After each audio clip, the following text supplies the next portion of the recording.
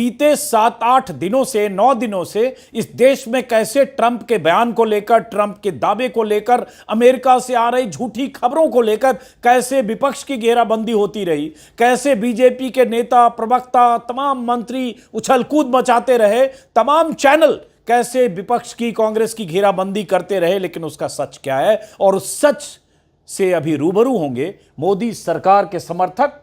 एक अखबार में छपी खबर के जरिए, अखबार का नाम है दैनिक जागरण, नाम ही काफी है। यूएसएड ने पिछले वित्त वर्ष में भारत में 7 परियोजनाओं की फंडिंग की।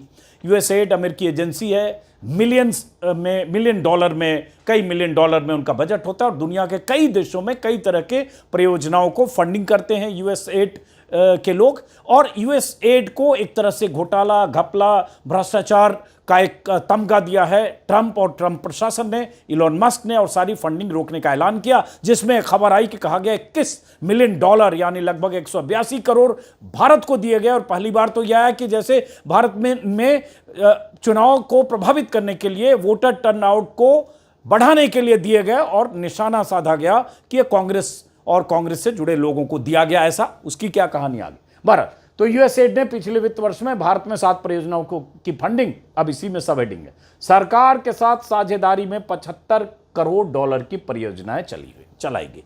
पहले जो छाती पीट रहे हैं 7-8-9 दिनों से बीजेपी के लोग कि अमेरिका से पैसा आता है, अमेरिका से फंडिंग होता है, यूपीए सरकार के समय आया, कांग्रेसियों को आया है, एनजीओ को आया, लिबरल्स को आया, फला को आया, डिमाको को आया। हेडिंग क्या है, खबर क्या है, सरकार के साथ साझेदारी में 75 करोड़ डॉलर की परियोजनाएं चलाएगी।